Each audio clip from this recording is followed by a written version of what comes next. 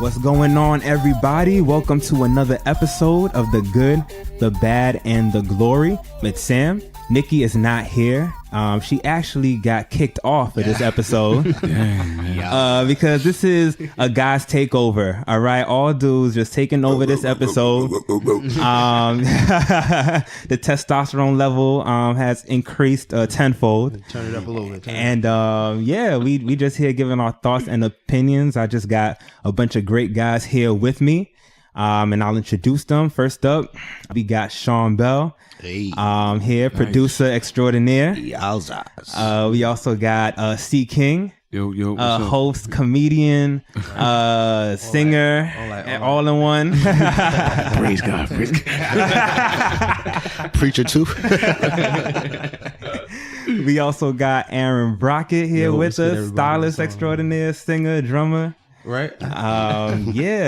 Just excited to have you guys here. We're going to have a great time just giving a fresh male perspective on things. Yeah. And I'm just going to give the guys some time to introduce themselves, say a little bit about themselves. So Sean, why don't you go ahead, introduce yourself to the people. I'm Sean Belle. People don't really call me Sean too much unless you really know me, but they call me Belle. Belle for short, family name, producer. I love music, love God. That's about it, pretty much. All right, cool. Nutshell. C King, go ahead, introduce yourself.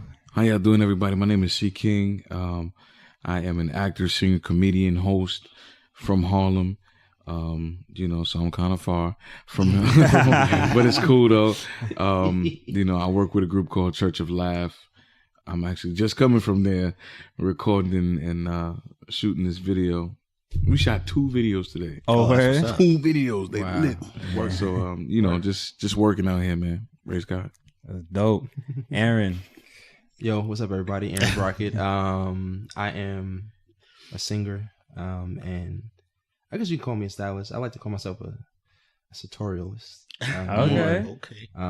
I just deal in, fit and suiting, and just how to look good. So, yeah.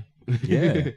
All right. And, at the end of the episode, we'll give you these guys' contact information so that you guys can stay connected. So you guys did anything interesting this weekend? Anything notable? Yeah, I did do something very interesting this weekend.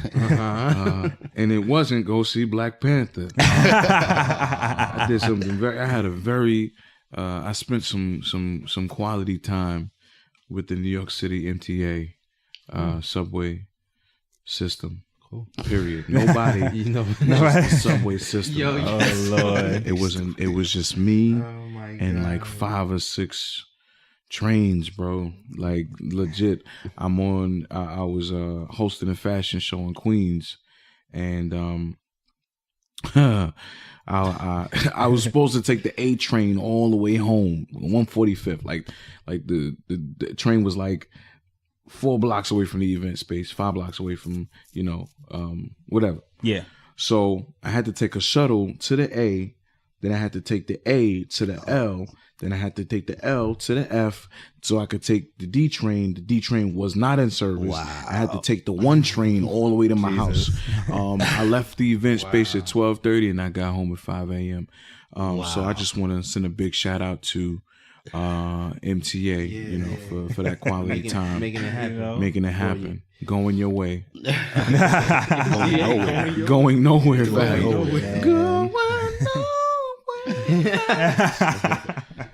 So I appreciate y'all allowing me to spend some time with y'all. No problem. A little change of scene, I guess. You get a lot for $275 these days. For real, man. I didn't even take out the dinner in the movie. Amazing. So. Man, anybody else got anything interesting this weekend? I ain't had nothing too interesting. Regular plain stuff. I normally do a vocal class. Well, not do a vocal class, but play for a vocal class on Fridays in the city. That was pretty lit this week. We did a Nia Simone song. Nina Simone, nice. Nina Simone song. We did that. That was pretty cool. That was real emotional. Like people call it crying in the class. It's really, wow, yeah, it was a real emotional class. The class is really good. It's a good vibe for like singers, up and coming singers, people who like singing and try to get their stuff together. Yeah. It's a good community. It was cool. We did that. That's about it. In church, you know how that stuff goes. Yeah. It's still Church is always long. It's still Black History Month, man. Right. Right? Yep. Yeah. Anything? Yeah, for you, right? I mean, I went to see Black Panther. Well, I mean, I guess since that's the first hot topic, we'll just go into our hot topic. Perfect. Yeah, man. And Aaron, you could give your thoughts. But as everyone, everyone who has some type of melanin within their system should know, this weekend was the official opening weekend of Black Panther. Mm-hmm. It was the first global superhero blockbuster with an African American director and a mostly black cast. It made over $152 million domestically. It's the fifth highest domestic opening weekend of all time. It's only behind Star Wars, Jurassic World, and the Avengers as well. So it got a lot of great reviews. Wow. Got a 97% fresh rating on Rotten Tomatoes. Nice. Thumbs up rating. It just seems to be killing every record everywhere. Okay. So, Aaron, you said you saw the movie. Yes, I did. Now, there may be some listeners and some people here, myself, who have not seen the movie. So, Wakanda forever. Wakanda forever. Oh my God. Forever. that's the new worship. It's going down. Oh, That's gonna be Lord. my next video. I got jury duty tomorrow. I'm about to record that joint. As soon as I get in the house. It's over. Y'all got the exclusive right here. But Aaron, what did you think of the movie? Did it live up to expectations? It really did. Yeah. It and not only just because pro Black Panther, let's go out and support this, let's break records, this and the third. All that is cool, but if the quality of the movie is whack, then it's like, the movie was really good, not only on the surface level, but just everything underneath. There were so many like topics and different things that you could talk about. Okay. After watching the movie, it wasn't just, face value, like, superhero movie, yay. There's such a discussion that will be had, I think, and I think should be had after watching this movie within the Black community. It's that deep. It's that deep. Word. It really is that deep. There's so many different themes and motifs that were played out, good and bad, about the Black community. And it's very interesting to see everybody's, reaction, like, it was so good, and yeah, Black Power, this and the third. But really, the movie exposed a lot of stuff about the Black community. And if you don't... In a bad light? Like, what you mean? Not in a bad light, but it talked about us and how we are and how we act. To each other? Towards each other. Not just the good. Okay. It's not just the good. Okay. And I think that's what I really liked about it, that it was preachy without being preachy. Praise God. Hallelujah. Yeah. I saw a verse of Saint. No, I'm just kidding. But it was really good. It was real eye opener. Like, I would really go watch it again. Oh, okay. Everybody who I Just- know seen it said that they would watch it again. I definitely plan to see it 3D in IMAX at least 3 times with recliner seats. With recliner seats? And the kente cloth dashiki. I gotta ask Aaron, what'd you wear to the Black Panther? About to say you designer, right? Man, yeah, come on. You had to wear something. I actually did wear all black, but my hoodie actually had like a color block stripes on it, so it was black, green and red. Yeah. So I had all black on, and then that. You mean you had on a African Gucci colors. shirt? No, it wasn't. It wasn't Gucci. It was not Gucci. Even though Gucci is hot right now, Man, come very on. very hot, but it was not Gucci. Gang. It was not Gucci. Nah. Not them sneakers they got. Oh man, Terrible, yo. what is up with? Oh, we gonna talk about that too. they putting these Gucci signs on orthopedic shoes, Yeah. but we're not gonna and then charging like an arm and a leg. But we're not gonna talk about that right now. We're gonna stick on Black Panther, man. Yeah. What kind of surprised me was to see some negative commentary about this movie. Like, and I Really? have not seen it yet. You saw some And- negative stuff? Yeah, like Me people too, were I like, did. there was an article that went around talking about how poorly the the LGBT community was represented in the movie. And I'm Oh like, my! that's goodness. one topic. Really? Then they were talking about, you know, y'all are so hype about Black Panther, but y'all weren't hype about Marshall, and it had the same lead actor. And I'm like, dude, you know, like there are more Marvel fans than there are, but yeah, it was really, historian, right? So then, you know, then people were like, you know, it shouldn't be such a big deal. Like, you know, there were movies like Thor, and I'm like, and it's so crazy. Like, let it rock. You know what I'm saying? Really get emotional for nothing. For nothing. You know, let us be hype. Why can't we have fun? Like, it's only a movie. People like, oh, why y'all gotta, you know, okay, y'all really going hard. And these, the people, some of the people that I'm hearing complain about this, these are black folks. Black folks. That don't make no sense. So I'm hearing like, oh, y'all really about to cop dashikis and go to So what? I'm gonna go in there blasting the theme from Coming to America on the beach bill. Compared to what's going on in the world right now, we need a little bit of escape. Yo, Something to escape from what's really going on. And that's originally what movies were created for. That's true. Right. That's true. So, That's I mean, factual. you know, let us rock. Yeah, You know what I'm saying? it's okay. Go support your African market in Harlem, you know what I'm saying? Get some Right. dashikis. Go out and enjoy the movie. Especially during Black History Month. True. Come Like, on, yo, man. even more, True. even more so. Yo, You know, people actually mad about like us dressing up, going to the movies. Like, why we dressing up, go to the movies for? Like, we don't dress up for anything else. Why are you going to dress up to go see a movie? Like, Come on, man. I was hyped about that. I would have dressed up too. I'm not going to lie to it you. was like just a thing, like just I don't get like I don't You know who's not complaining?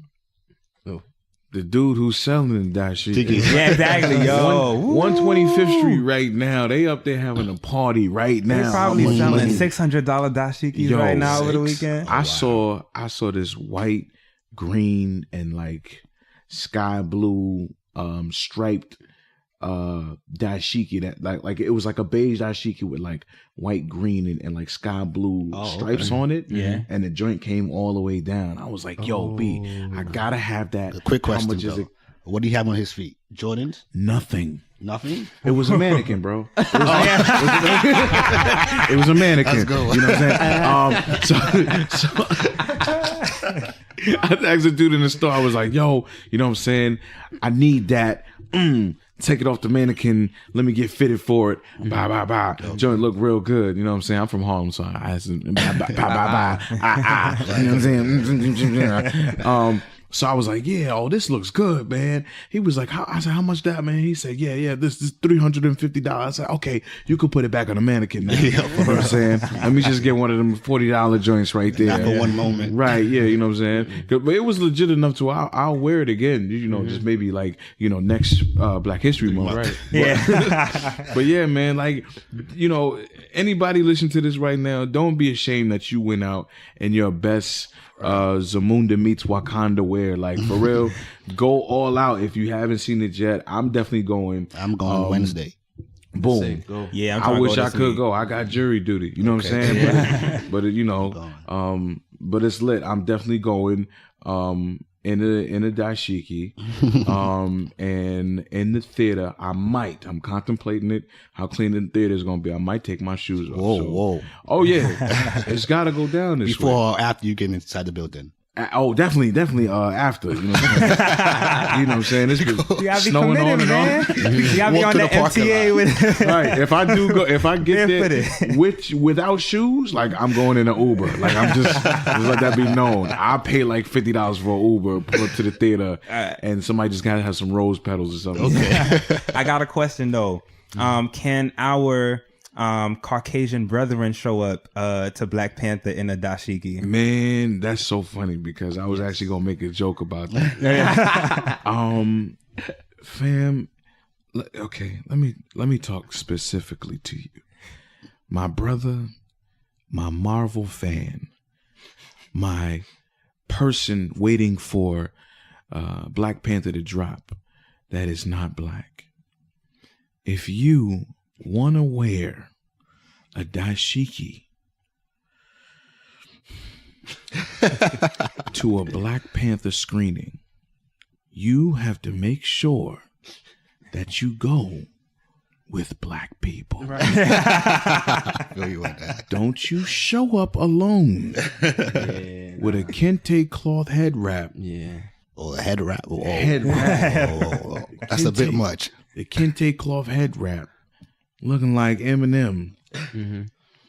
To purchase, I'm telling you, bro, it's not gonna be pretty. It probably won't be good. No. It's not gonna be good. I'm gonna pray for you. I wish that you had the freedom to do that. But not today, Satan. Maybe in a certain neighborhood, maybe they shouldn't do that in Harlem. Maybe in the suburbs, they could get away with try Williamsburg. Williamsburg, Yeah, gotcha, that's probably rock out there. That's true. Long Island, they'd be all right out Long there. Island, they'll be cool. African print shirt, okay, or stay away from. I wouldn't mind that. I ain't gonna front. Yeah, That's cool with me. it'll be a little dope. Yeah. But definitely have like Black Panther somewhere on it. So is that So we we know. know. Have a little Marvel logo. Right. Gotcha. Marvel Universe or something like that in big letters. Or something like that. You better be Stan Lee's nephew or something.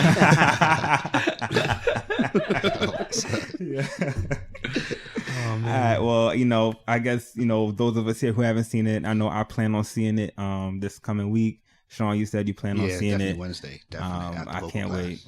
I can't wait. Neat. I ain't gonna front. Yeah.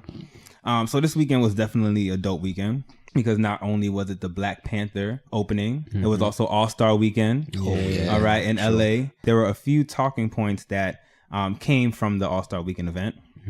The first was the national anthem performance by Fergie. For those who didn't get to hear it, we'll actually play it for you. Oh, perfect. Right now. Let's see how she sounded.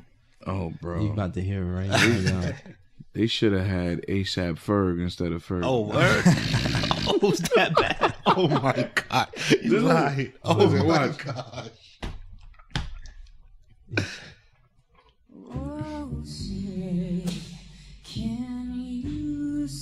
Okay, Jazzy. Okay.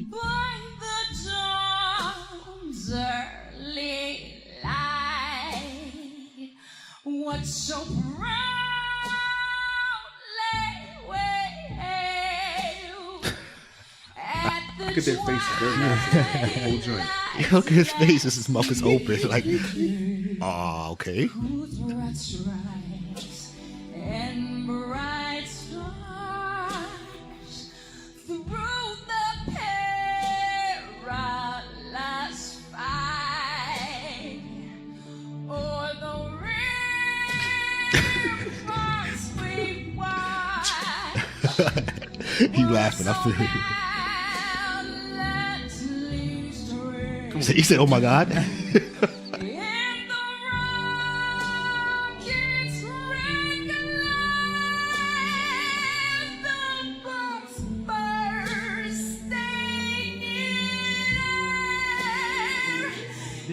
Oh boy.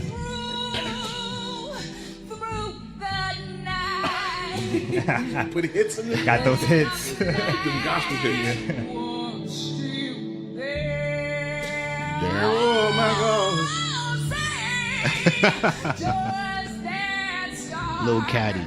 Spangled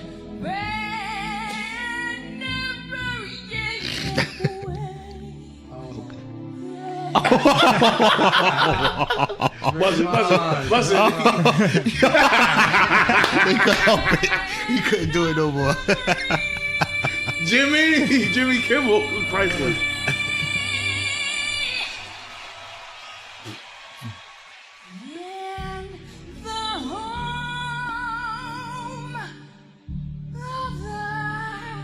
Man, breathy.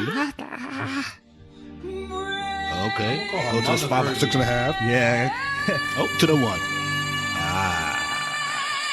Okay. Let's play some basketball. She sounded like she just wanted to be like, Lord. Happy birthday, Yeah. Mr. President. Who's that cat lady that sounded like that? Like, sounded like a woman. the Who my Framed Roger goodness. Rabbit voice on. Yo. Oh, Jessica Rabbit. Yeah. Now, as I said before, literally everybody on this podcast is a musician. But guys, what did you think of that performance?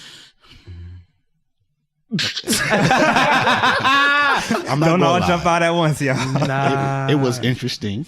I kind of like it. I wasn't mad that she tried to do something Different. different Yeah, I with the like that part arrangement. that she tried to do something. She didn't different. try to do it a cappella, Right. anything like that. I thought it was cool, but I'm not the pass. But she tried to do her thing. I feel Now let it be known. I love Fergie, okay. and I think her contribution to the Black Eyed Peas has just been dope. I think the Black Eyed Peas agree. in general Yeah, is absolutely. dope. I agree. But on that night, I really felt like it needed that extra preparation. I dig where she was trying to go, Yeah, yeah. I like that too. but I don't think I definitely wasn't feeling it. It definitely wasn't the worst. It wasn't the worst. It definitely wasn't the worst. But No, it wasn't the worst. I think there was one, I forget his name too. He was terrible. terrible. As Charles Brockett was, he was just terrible. Especially coming off the plane, he was terrible. But I think putting it to music, I think the first time that I've ever heard somebody put Star Spangled Banner to music, and it be dope was Marvin Gaye. Okay. Yeah. When he put a beat to it. Yeah. You know what I'm saying? That was epic. That was fire. Fire. You know, one of the greatest renditions of Star Spangled Banner that I've ever heard was when Whitney Houston did it. I Absolutely. concur. You Absolutely. know, they said that Beyonce lip sang. Was it that she sang? She sang the Star Spangled Banner, right? I think that's what it was For when the- she lip sang. That's when she was outside. Yeah. For inauguration, right? Yeah, yeah, That yeah. was then. Yeah, she did something for yeah, that. yeah, Yeah, they always do that though. Yeah. I think that was a great track. You know what I'm saying? Fergie, I appreciate you trying to do something different. Yeah. But, you know, I mean, but just this time it just wasn't, you know. And I guess I'm not like, you know, I'm not making Fergie money. I'm not doing all that stuff. You know, there's not much I could say. Who are me to judge? You know what I'm saying? Me? Who are me to Who are judge? me? You know what I'm Come saying? on. So yeah. Yeah, I mean, I think I appreciate the rendition. Like, I appreciate what she tried to do. I think it was cool. You know, jazz. You know Yeah. that bass note. You know, from upright bass. Upright baby. But Yeah. it's like you have to execute it. You know what I'm saying? Mm-hmm. If you're trying to do Yeah. something different, trying to do something new, you have to execute it the right way. Right. I mean, I don't know what it would have been. I mean, I don't know who our musical director was. I mean, it could have probably been taking the key down. Okay. A notch. feel It that. could have been like a whole step or something like that. You know, because Yeah, she was yeah, kind of pitchy. She was going a little flat here and there. And I think that caused her to, do that Yeah. thing. And then that kind of went out of there and then it just kind of tumbled from there. You know, we all know we're musicians, you know, preparation is exactly. really key. It's really, really key. And once again, I appreciate the rendition. I love Fergie too, Black Eyed Peas. I love Black Eyed Peas. Fergie, Part of my childhood, man. So, Yeah. but that just wasn't. if wasn't anything, Fergie, you look great. Oh yes, you did. I ain't gonna You hold look up. great. Glory I'm gonna be tell to the Jesus. truth. Glory be Shame to the devil. Jesus. She was looking blessed. My God. Oh my gosh. Every house in Wakanda could take you to. But to the black village. Yes, right. You know, if you come with me to see Black Panther, I will come. Okay, she could wear a dashiki with me. Yes, she can wear a dashi. Right. But notice he said with me. I like that. I appreciate that. That's your point, brother. You know what? You know what? Actually, I think this is a perfect segue into what we will be talking about next from All Star Weekend. Okay. Because as you know, the celebrities, play the All Star game. Yeah. So, Quavo won MVP. Oh, Quavo was going for blood. Like how musicians say he was going for blood. Yeah, Quavo knocked this poor little girl on the floor. so he's blocking going the for shot, buckets. right? Yeah. Blocked her shot, knocked her blocked right her on the shot? floor. Yeah. oh, come on. Blocked her shot, knocked her on the floor. But he helped her, but he knew what he was doing. Yeah. It was intentional. Right. Like a stir fry. But one of the players was Jamie Foxx, and Man. He He was so tight. So he, was being interviewed before the game, as you can expect to be interviewed. Yeah. And he was asked a specific question, and this was his response to it. Man. And I love Jamie Foxx. Me too. Yeah.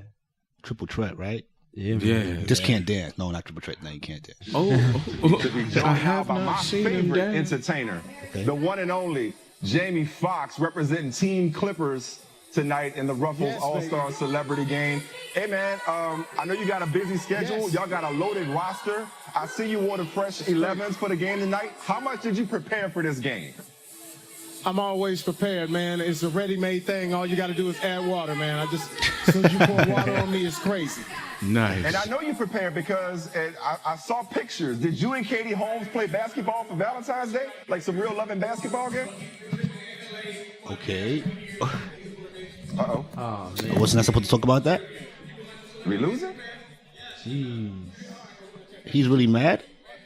Somebody asked him Nobody about- knows. Is that his girl or something? Now, this was This is the, It's the obvious from his picture face. That was the That's picture. me. in question. Oh, okay. That came out around Valentine's Day. It has been rumored that Katie Holmes and Jamie Foxx have been seeing each other. Okay. For a long time now. Oh, Yeah, for a little while. So, Years, bro. years? Yeah, man. It's been like Wow. 2 years. Really? 2 or 3 years. yeah. I could be making that up. Okay. But I feel like I've seen it, here and there sporadically Yeah. over Yeah. a couple of years. Alright. Like I heard like a little thing about it, but I didn't pay it no mind. Me But neither. especially after this, I was like, oh shoot, I didn't know they were like a thing. For a minute.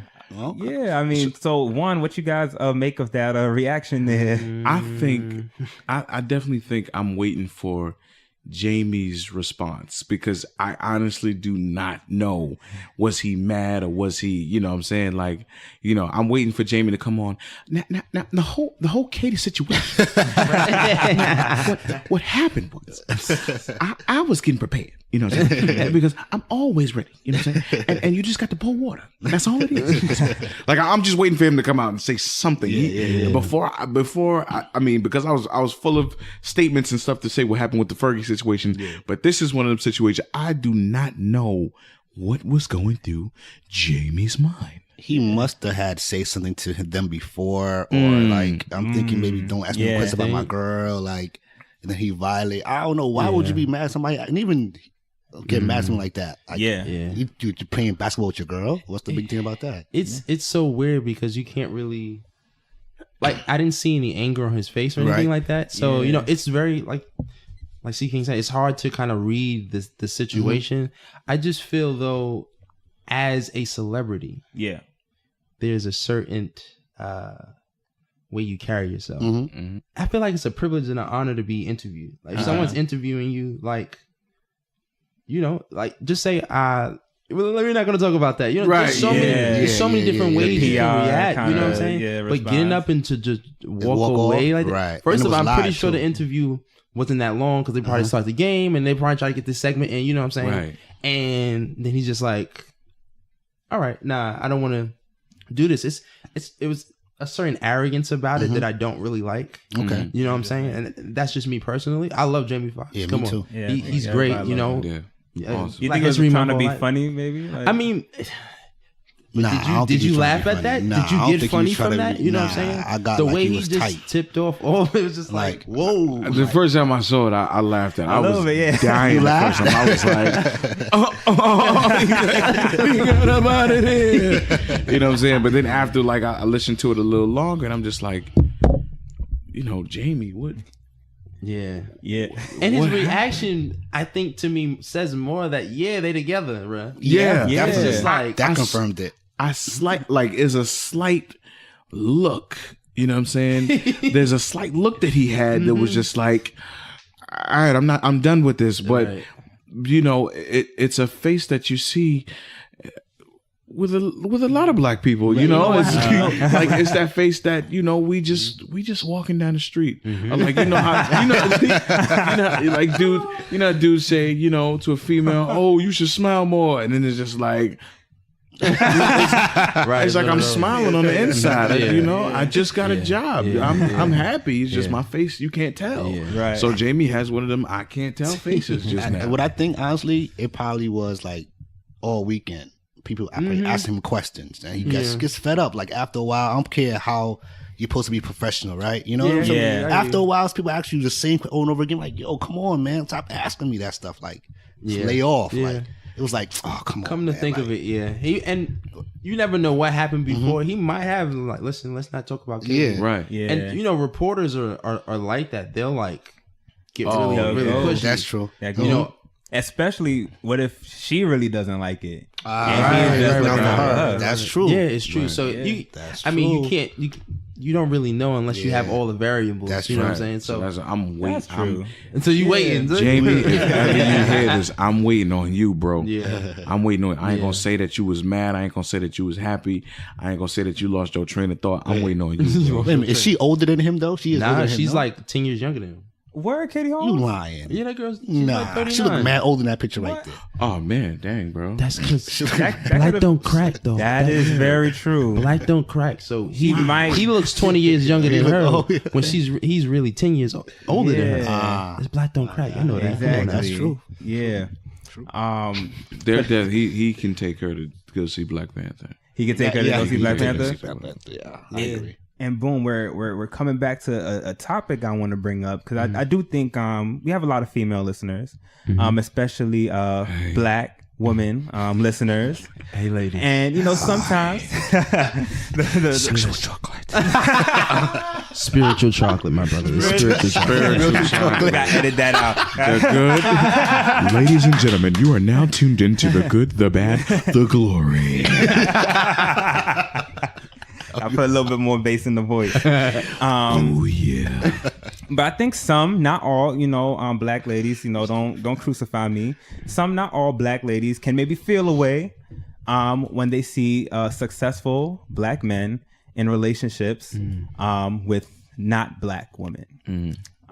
So we just saw Jamie Foxx with Katie Holmes, and I want to ask you guys, some of us are in relationships, married, single, but hypothetically, would you guys be open to dating, a Caucasian woman at all?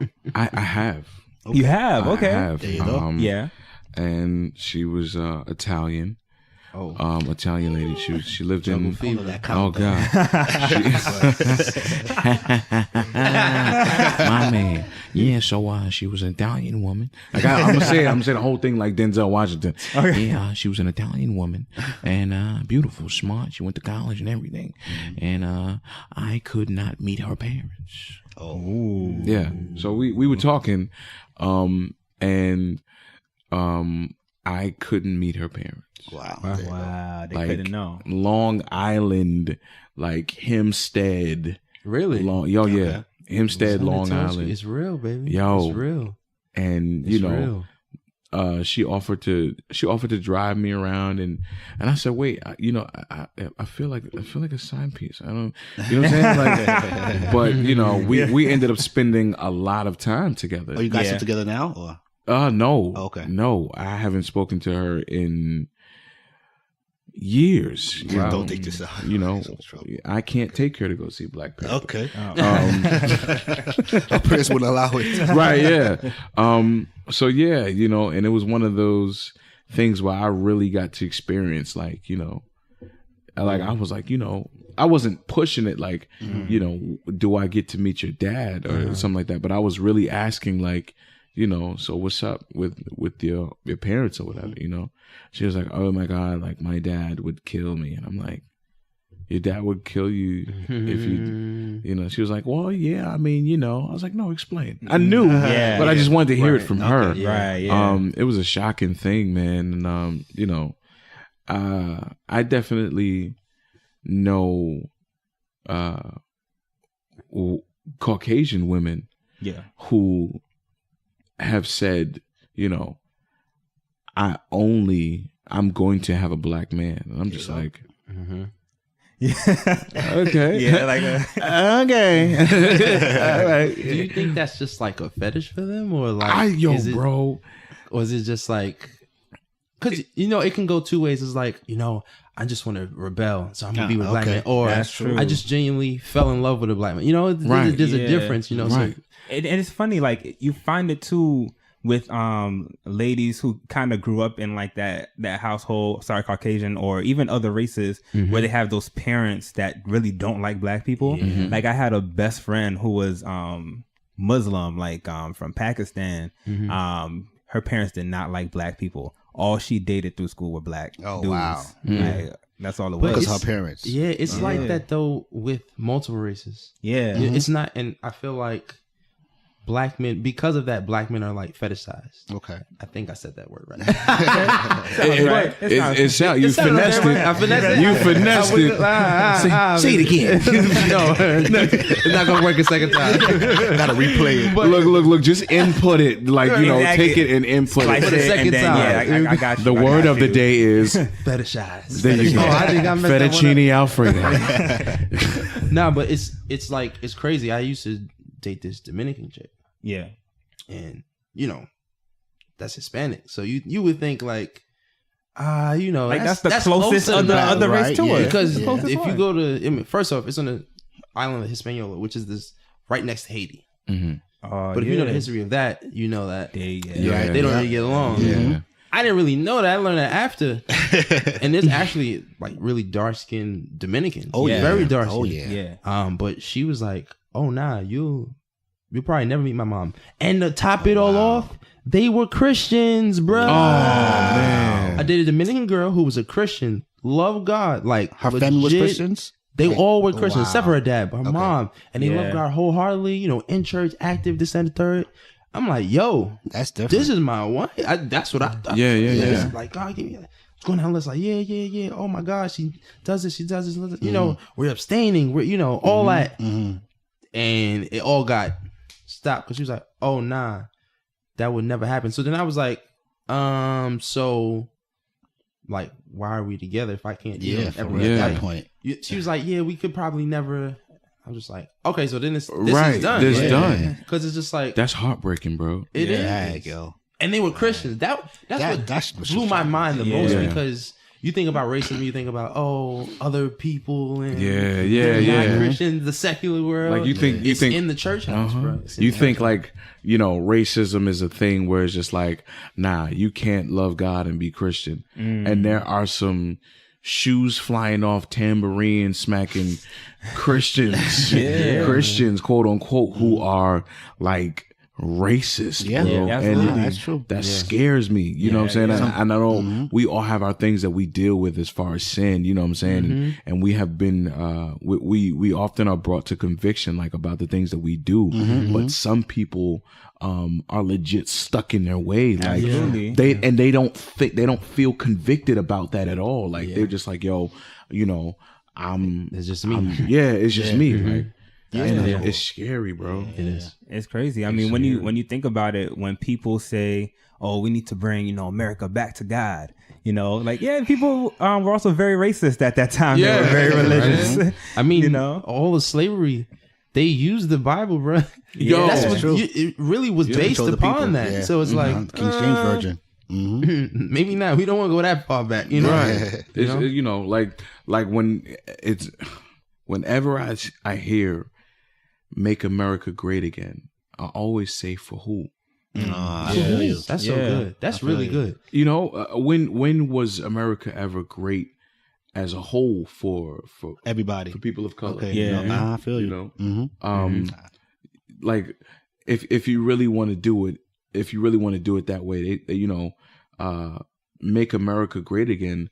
What about before America was America? Before, you know, the land was taken. Yeah. You know what I'm saying? Man. I mean, our land is based off of Yo, discrimination, bro. and taking Built on things it. and genocide and Like, you know, if you think about it, bro, the people who made this land, quote unquote, great, stole it. Yeah. Yeah. Oh, that's crazy. You know what I'm saying? So, it's not one of those things that's like, yo, I don't, I don't want to go back to anything that it used to be. Yeah. Let's progress. Right. Let's make it. Let's make it better. Make it great. Yeah. Not Trump. again. Let's President, just make it great. Yeah. President Trump. We not gonna make it nothing. The old things are dead. A new creation.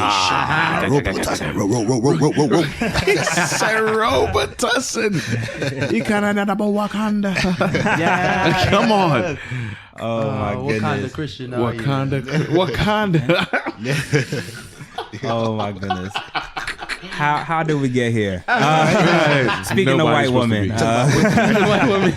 Black women. but yes, what can we say to our black sisters, our fellow black queens? You're beautiful. Who may feel I love away. you.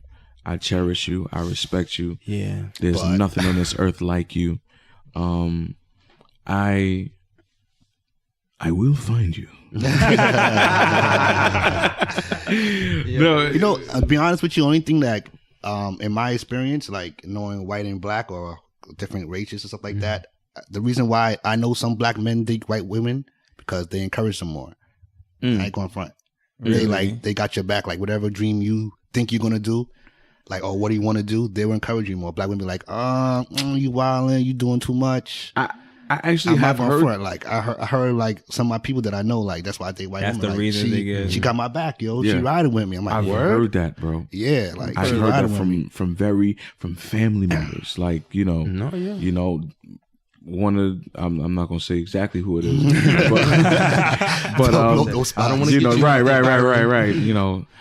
Such and such don't listen to this. But yeah, and he's like, yo, man, we argue, we fight sometimes, but I know that she won't leave me.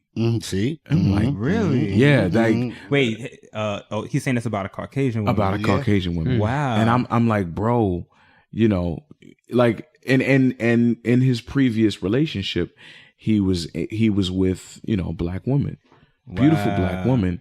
And he almost used to watch his guard more because he felt like if he did the wrong thing, she would just be up and gone. Oh, see, Wow. And then he this is why he's so adamant. Like, yo, I know that she's not gonna leave me, and I'm like, see? that hurts because I asked him one time just to be sure. I'm like, bro, do you think she's not gonna leave you because of her skin color?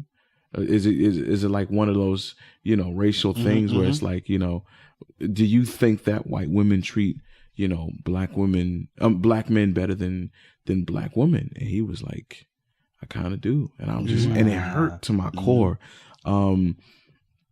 That's a whole nother. It's a whole nother thing, man. And but I think it happens like that sometimes, though. Real talk, though. Like, I gotta stay for the record. I'm married to a black woman. That's right. Black Right. queen. That's right. And She over there. a black- Woo! yeah. Y'all don't see her right now. She is over here doing a backflip, y'all. Like, for real.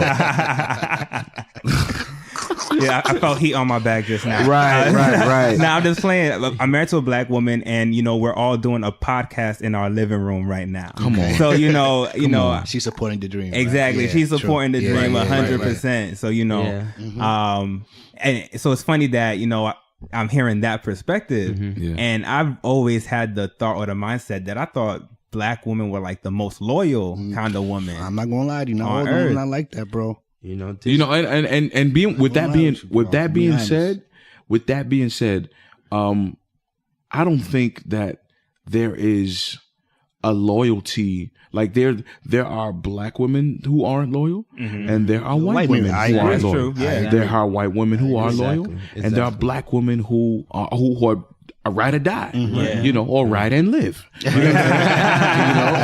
Some people were like, "Why we gotta die?" More preferable, We just watch Netflix, and chill. If we're married, because the Bible says. But yeah, it really, when people try to pick apart at little things like that, it bothers me.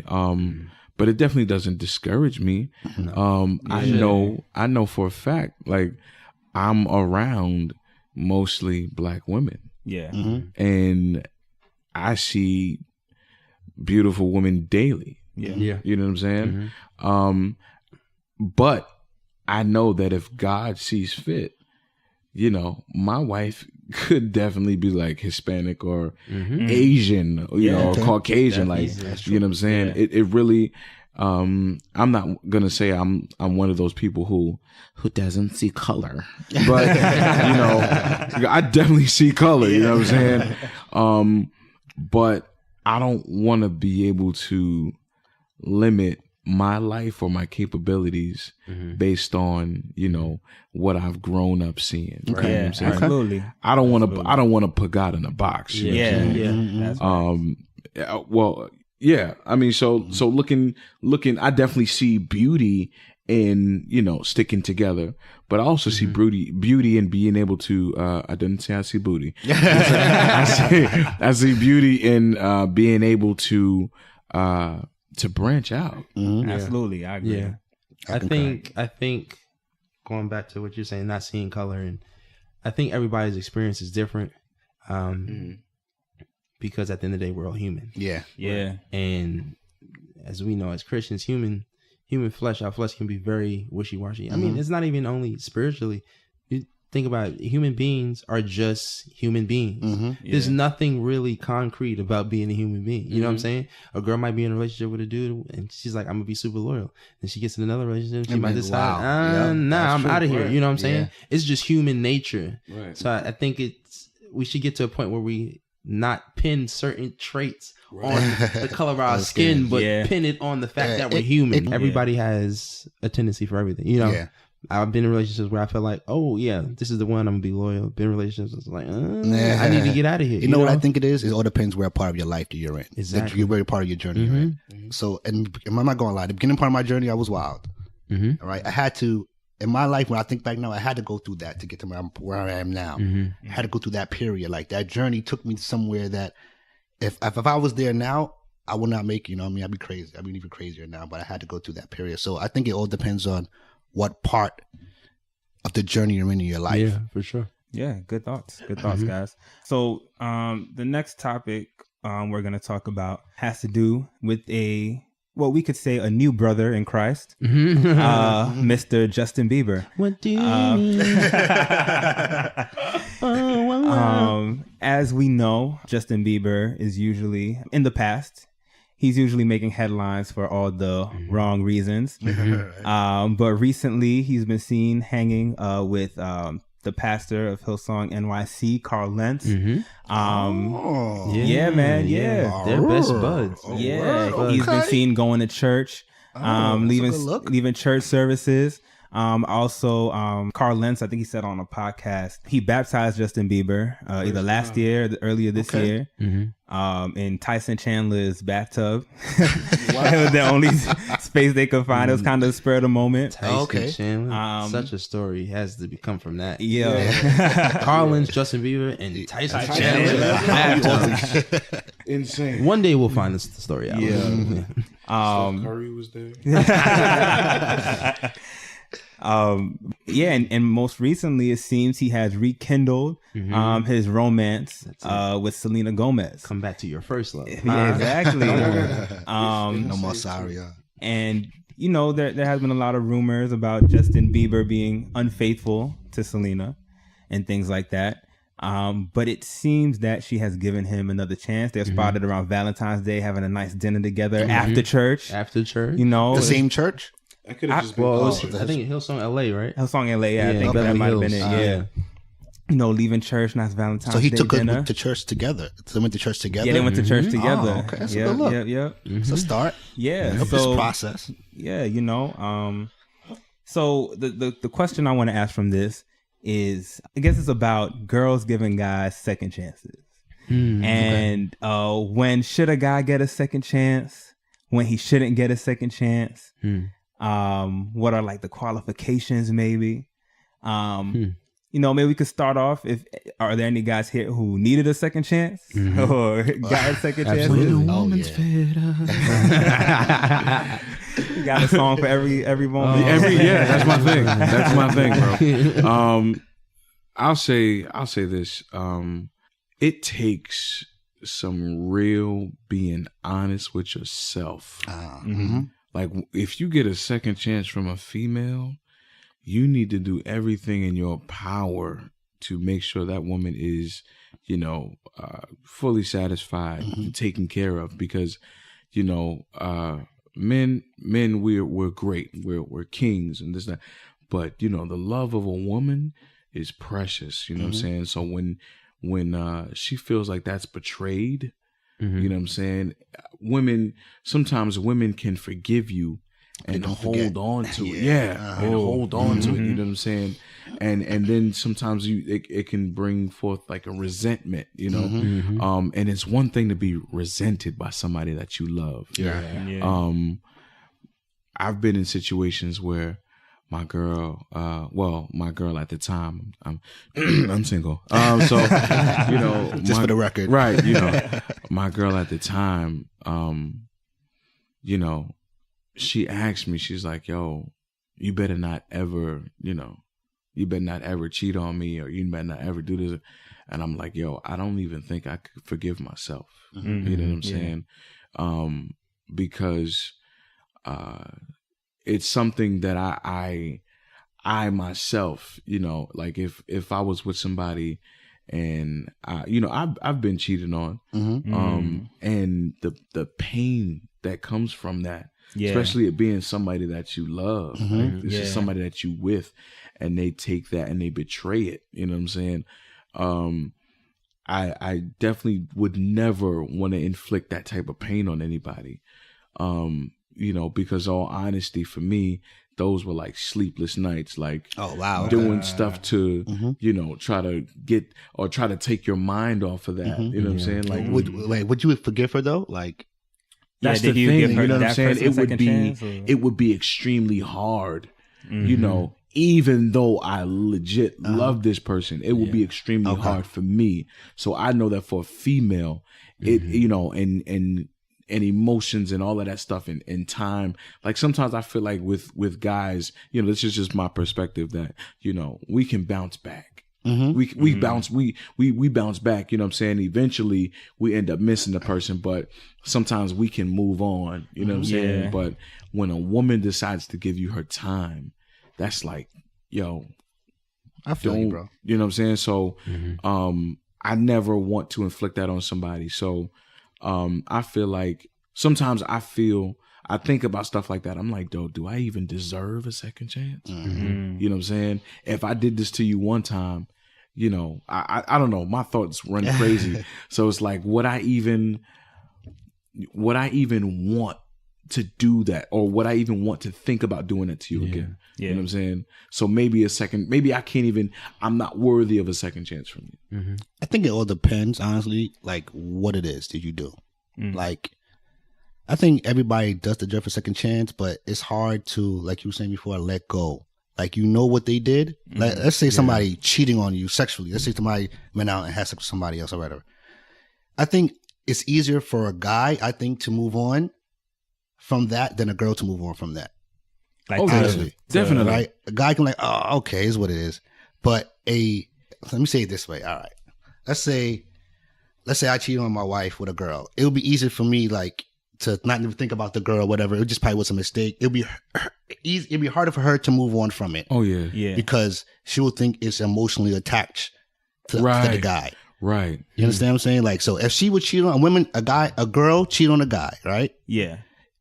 I think in her mind, it's not even about the sex. It's about the emotional behind the sex. Women do not like to share those intimate things. If I got something intimate and that's mine and that's nobody can have it. That your agreement is, like, okay, I was in a relationship with somebody, and, she all, like, people call me C King all the time. You know what I'm saying? Yeah. C King, yo, you were amazing. You were funny. C King this, C King that. But when she could tell it was a personal thing when they would call me Christian.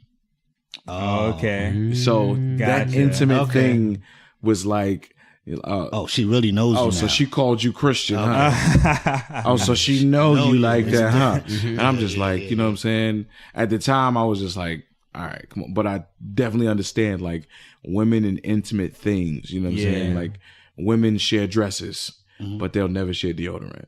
Right. Intimacy. Hello. Yeah. Nah, I get it. But I don't know if I like fully agree. Okay, I feel you. Because if it was reversed and your wife cheated on you, how would you feel? Me, honestly, as a guy, like how my mind is, I'm conditioned like, "Rah, I'm the man. Right. I don't care what nobody else say. Like, I'm the man. Like, he could do whatever he want. I think girls cheat because of not for physical. It's because of emotional. Like, I'm not giving her something emotionally. That's why she stepped out. I don't think it's because I'm doing something lackluster in bed or in the say. I don't think it's that. I think girls cheat because of emotional attachment to the other individual. Sex happened to be involved. That's just my opinion. Right. So how would that make you feel though? That's the point I'm trying that would to get hurt to. more than if she would it would be just sex alone. Like if she take her time out to talk to another person, like they're on the phone, that would hurt me more than her having sex, because now it's emotionally attached to the guy. She's talking to him. She know what she's doing. You know what I mean? So it's like more. That would hurt so much more than she had sex with a guy. So it would be random. If I'm like getting what you're saying correctly, like if a dude cheats, it's usually it's just sex. Right. When a woman sex. cheats, usually there's steps. It's more. There's right, stuff involved to that. So point. it's even more so like, whoa, when a woman cheats, it's like, yo. When a woman's fed. It's more involved with it. It's just not. I mean, some girls just go and just do what they want because they're just like that. But I think it's like more emotionally. Like he's giving me something you're not giving me, and now it just happened to get to this point now of sexual, because I'm not getting what I need from you emotionally. So for you, that would be harder to. That'd be harder. Forgive. Yeah, that'd be harder because you're taking now. I feel that he has something over me now. Sexually, okay, might not be the best. We could get better at it, but now you're giving him emotion and a time that I should have, like the affection that I have. Oh man, I don't like stuff like that. That's not cool. You know what I mean? I got you. That's just me. Yeah, I think that's a common opinion. Like usually, like when it comes to, I think even sometimes some women feel this way too. Could be wrong, but it's like when it's usually seen like when a guy cheats, it's like strictly physical, strictly, maybe possibly caught up in the moment, yada yada. When a woman, it just means something deeper when she cheats. So even like from my perspective, I'll just be like, yo, like just seeing it the other way around. Like, I'll definitely be like super hurt, to be cheated on. I thank God I've never been cheated on. Okay. But just imagining that, and from a guy perspective, it does have that more so of like a dagger, like because you're not just thinking about the physical part of it, you're thinking about that emotional part of it. Like, where he talking you sweet enough into your ear like that, or word he doing like, oh man, I would hurt more. Like I'm really not popping, huh?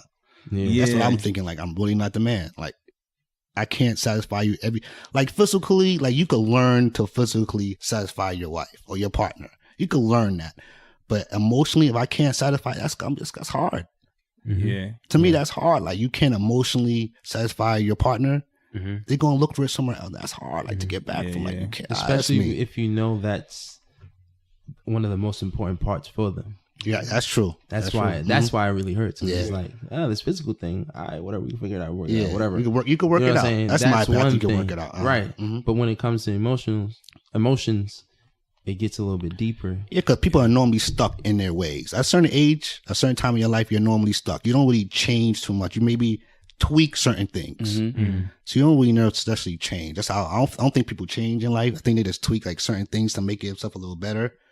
So, oh man, that's be hard, bro. Like, I never think about it. That'd be hard. I don't know. Oh, Jesus, forgive? Like, God will have to come down and really tell me to forgive. Like, you gotta forgive her. Like, God gotta tap you on the shoulder. Like, hey, bro, come on, hey. The angel will have to come see me. Right. I got you.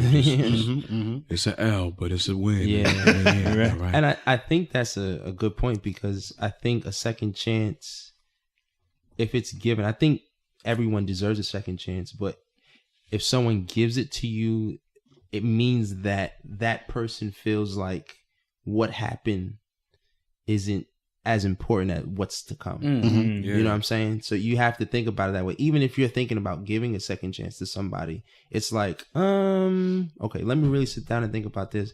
Is what happened that important that, you know, I can't move past it? Right, You know what I'm right, saying? right. If a person feels like they can't move past that situation, a second chance is not going to be given. That's true. You know what I'm saying? Yeah. Do I think everybody deserves a second chance? Yes. Yes. Because once again, it goes back to my point of being human. Yeah. Yeah. Mhm. We all mess up. We're all going to mess up. It's That's a going fact. to happen Yeah, because we're human beings.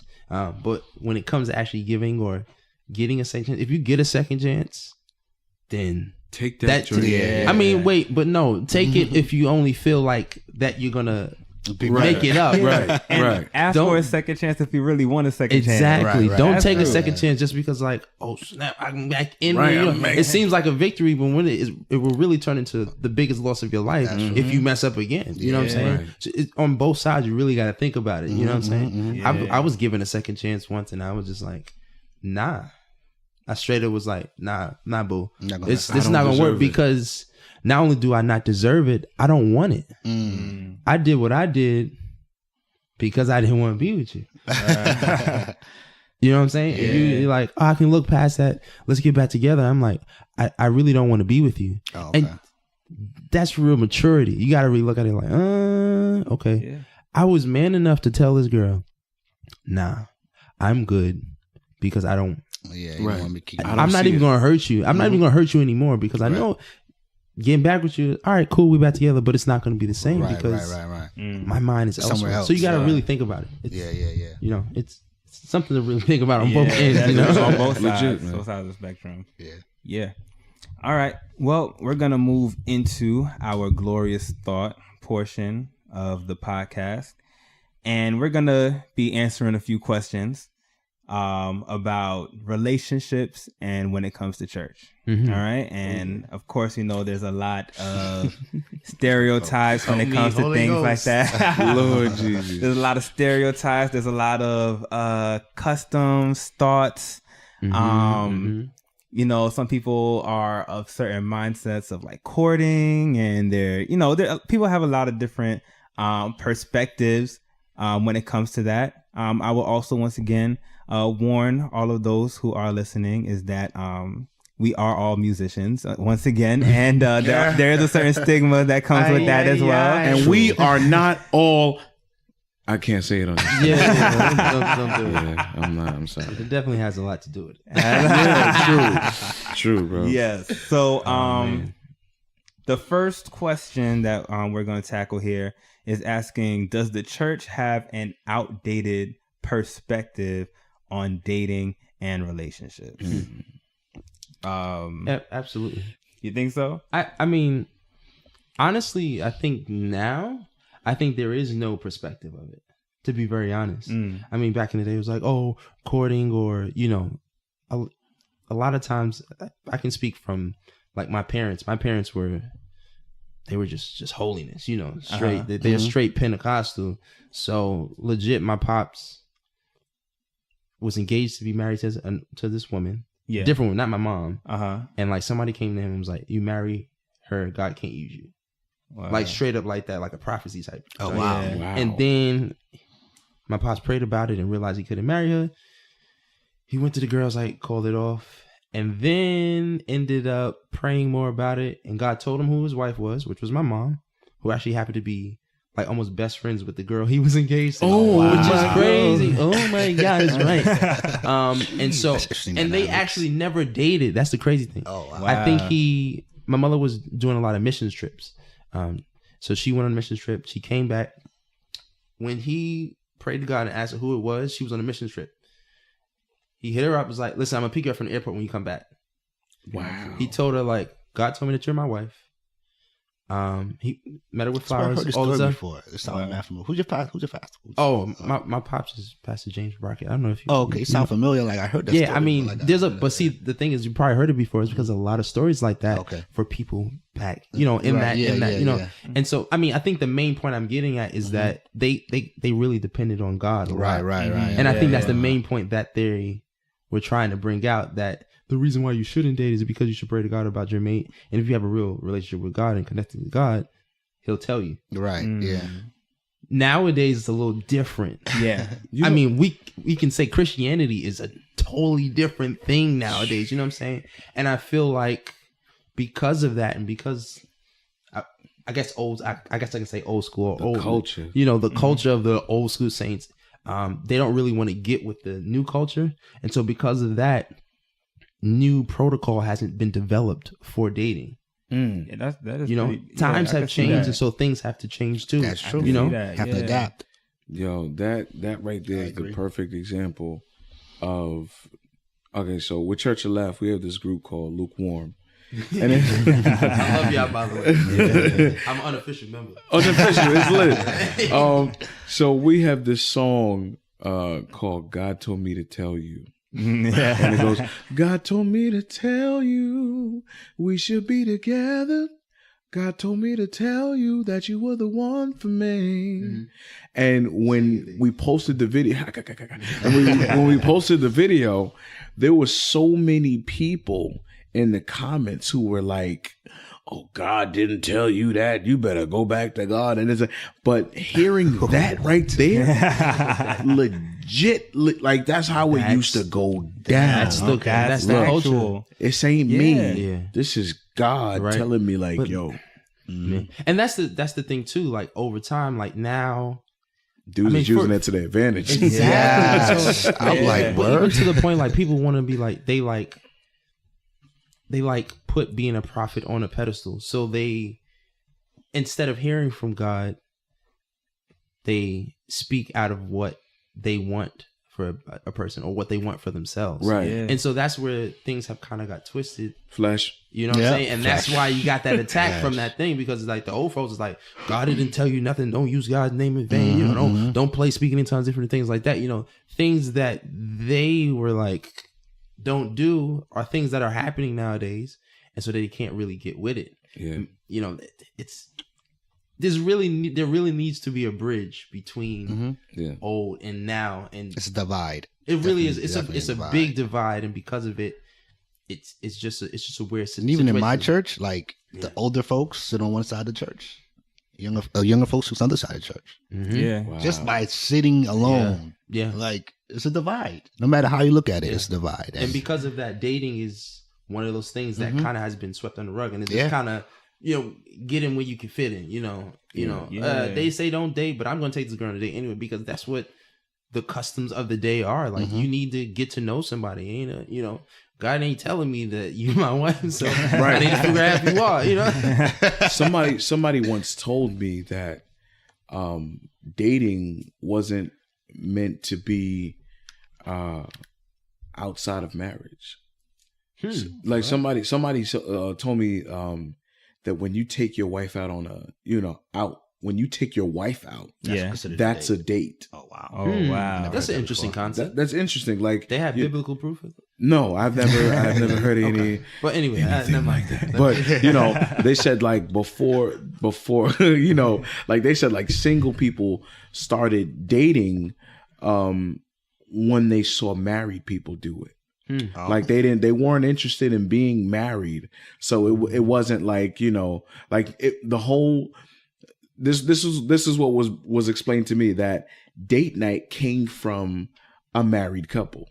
Oh, interesting. I didn't know that. I mean, I guess I could believe that. Yeah, like, you know, like when, you know, let's get away from, you know, the kids and things like that. So they created date night as a thing married people do, which I was like, that's interesting. You know, but I definitely I date. You know, I have yet to court. I've been in a point where I've been in a position where Jesus forgive me, I was living with somebody. All right, living with somebody, dog. I've been there, bro. Don't worry. Okay, they praise me too. You know? Fall down. Right, he's got the song now. Well, I was legit living with somebody, and you know, I I apologize to that person, like, you know, here and now. I don't know if you're going to listen to this or not, but I apologize for putting you in that position. But so many people get caught up that way. Like, you know, you go over, you chill one night, then the next thing you know, you got a gym bag full of stuff. Then the next thing you know, you got a drawer. You got a drawer. That's the man. A drawer. Oh yeah, when you get a big step, right, bro. When you get a drawer, you know you in there. You know you in there, bro. You know what I'm saying? You got your own deodorant, sock, cologne on the top of the dresser. Right. You know what I'm saying? You gotta run away. Get. But yeah, I fell into that.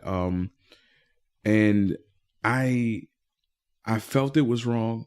We abstained. Yeah. We would wake up in the morning and read the Bible. Word? You know? Oh, wow. We would meet that. That's some yo, we would That's some strength. we would get up. You more spiritual than I thought you were. And it was funny. Everybody thinks, you know. Well, since we can't say it on the air, everybody thinks I'm not a garden hoe. Okay. So right, you know what I'm saying? Alternative. You know what I'm saying? So you know, so we would get up in the morning. We would read our 1 year Holy Bible. We had friends that we would, you know, we would wake up in the morning and they would call us, like FaceTime us. Oh, and we would be in bed like, hey, good morning. And everybody was like rooting for us. You know what I'm saying? Ooh, I've been there, bro. But it was not right, bro. No, and that's I think that's the reason why the old folks have an issue with it, because everything they were telling us is to keep us from that. If you think about it, everything like, no, you know, even if you think about it, you ever watch an old movie and like a dude is trying to date a girl and the girl's like, I'm not supposed to be caught like around, because that's how it was. Like, women didn't go on like and that's why I feel like what you were saying, that person was saying that dating came from a married couple. I can believe it, because the customs were different back in the day. Women wasn't dating people like. The dude would have to come and talk to the pod, like, can I take you know, can I they didn't just go out, you know. There's been a real big shift. So they were trying to protect us from something. But to that same point, because there's been a shift, there also should be another shift that helps us navigate through the dating life in the 21st century. It has to be something that, because it's not the same no more. I can't tell my kid, you know, I mean, I probably would never do that, but tell my kid, nah, you're not going on a date. You know what I'm saying? Like, I told my parents, like, I'm going on a date. They were like, all right, cool. You know, just be careful. The first time they wanted to drive me to the date, and I thought it was so embarrassing. You know what I'm saying? But you know, they did what they had to do. You know, to make sure I was good. But I don't think everybody does that. There needs to be like some sort of updated, like, this is what you should do now. You know, but who would put that though? Who would do that?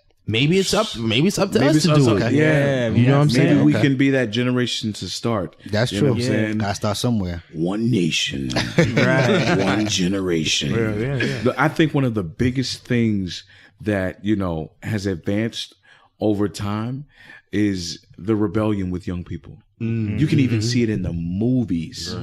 Rebellion with young people has just, like, first in the black and white films, it turned out to be, come on, let's go to the park where everybody goes to kiss. Let's drive. Let's go to the theater. You can just tell your mom that you're at Stacy's house. Like, you know what I'm saying? And the rebellion grew into, you know, now the folks that were rebelling, you know, even around the 70s and the 80s are now parents. So what are they gonna tell their kids now? You know what I'm saying? So like it's like a growing hereditary thing almost. You know what I'm saying? Even outside of the church. Like rebellion for the youth, you know, and we have those kids that feel like it was wrong to be sheltered. What? No. You know what I'm saying? Like, there were times when, you know, they used to call me want free. And like, you know what I'm saying? They, like in my church, they used to call me Amistad, like, because it would be sometimes when my mother would be like, nah, you're not going out there running around. You know what I'm saying? Like, they used to tease me. It's my church. This is my church family teasing me, talking about, yo, Christian be in the house chained to the radiator, like we gotta go help him escape, you know. And I appreciate that. You know what I'm saying? Because I mean, you know, I didn't fully escape everything, you know, but I knew. I knew when I was messing up. That's, you know what I'm saying? It gave you a sensor. It gave you a sensor. Right. So it didn't fully stop me, but it gave me a sensor. You know what I'm saying? I knew how far I could go. Right. The sensor that the battery never ran out. You know what I'm saying? And after a while, with the sensor always being on, I said to myself, you know what? I gotta change. That engine light always on. Right. Yeah, exactly. You know what I'm Eventually saying? you gotta check the I'm grateful. I'm grateful that my mother used to scream at me when I let go of her hand in the street. You know what I'm saying? I have some type of guideline.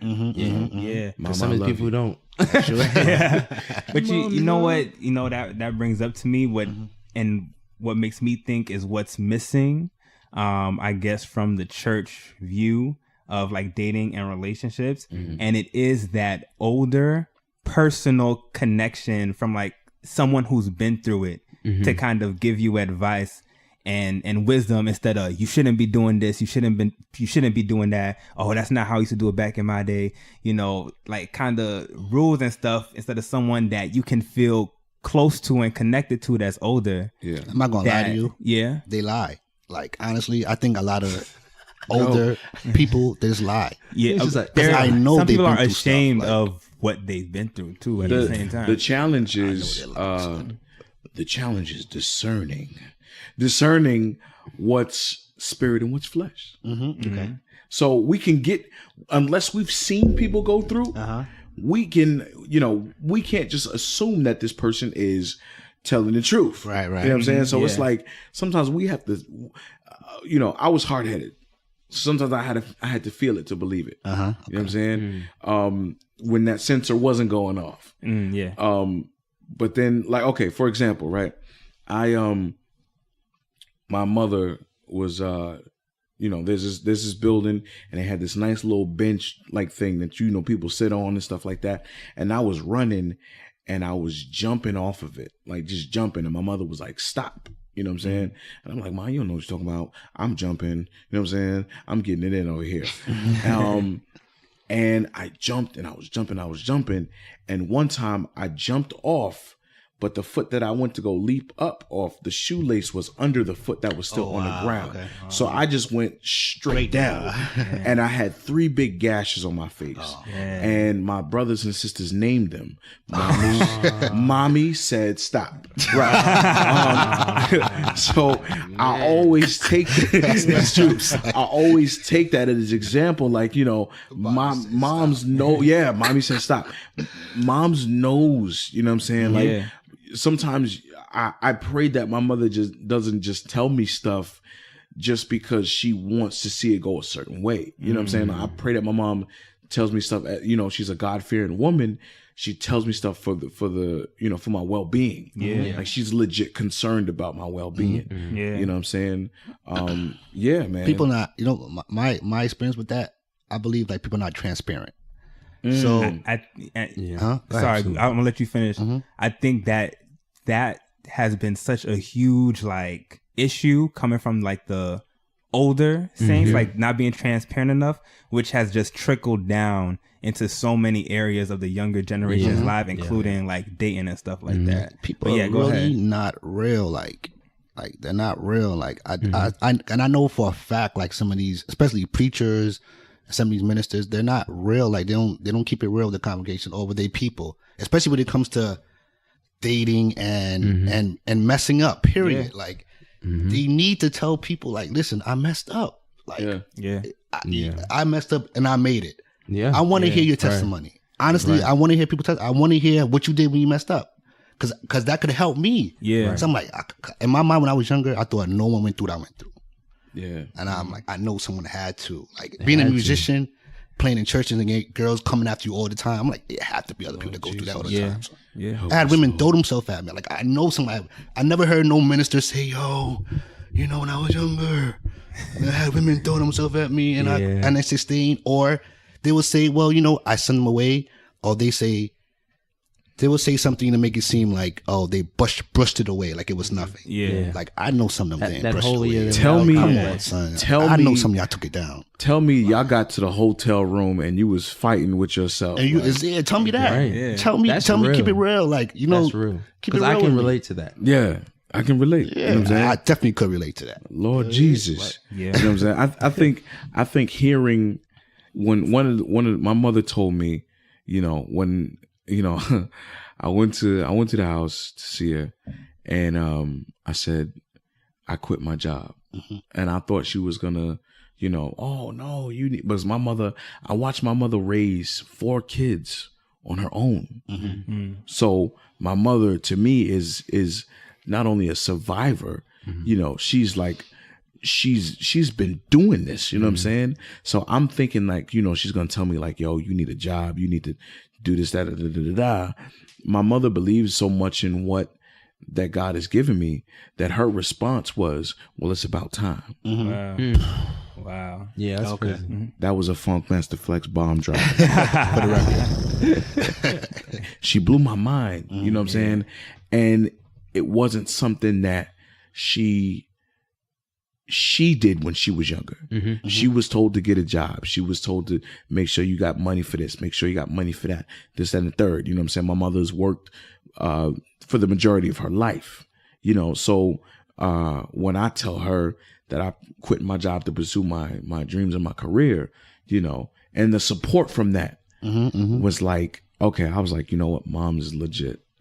Mom's she's telling me stuff legit for my well-being. Okay.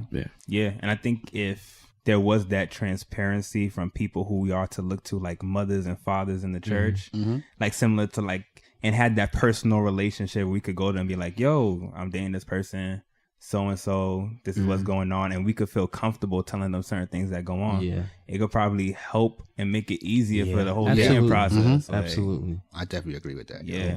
Things would go differently. Absolutely, yeah. Or at least the potential to go differently, Right. because at least you At have, least the potential's there. Yeah. you have something to compare it to. At least you're being honest. Like, They told me about this, and now you know I know what I should do. Yeah. just Absolutely. be honest. Like, oh my gosh. Like, be honest. Like, that was a big thing for me when I was younger. Like, just be honest. Like, especially now that I'm older and I've been through stuff. Like, when a young person asks me something, I'm going to be honest. I'm going to be very blunt. I'm not going to lie. I'm going to be very blunt. And I'm going to be very honest. Like, I'm going to let you know everything I did. And this is how I did to get over this hurdle. Yeah. Like, just don't tell me to get over the hurdle. Tell me, what did you do? Like what happened after you fell? What did you do? What did you have to go along? It's so easy to get over like it. it's not that. Like, Yo, oh, some you stuff just got to wasn't do that this. easy. Like, no, you know the struggle. Like, Let me know. Put me on. Yeah. You gotta be humble enough to tell me you failed. That is true. Yeah. It's pride. Yeah. Okay, I feel you. You're right. That's true. Yeah. Crazy. So the next thing we're gonna move on to is stereotypes about Christian men that you wish did not exist. We're not deaf, all right? We're not soft. Yo, that's Ooh, definitely not yeah. true. Come on, Definitely not B. What y'all talking about, B? I love God. You don't love God? What's wrong with you? Sorry, I'm sorry, I'm from Harlem. Facts. Definitely. And there's like, I guess the other side of that. There's the fact that Christian dudes are soft. There's the other side of that Christian dudes are like players. Oh man. Can't I'm not gonna stay lie. faithful. Most of it's kind of true though.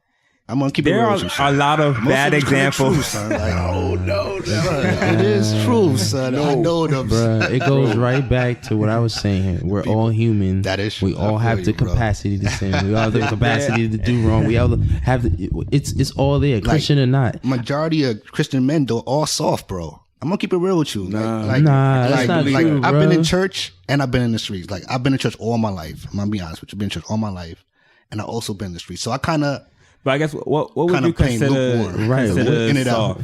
out. Like so, like with certain situations, let's say we're in public, let's say it's all a group of us right now, right? Yeah, We're all hanging out, chilling out.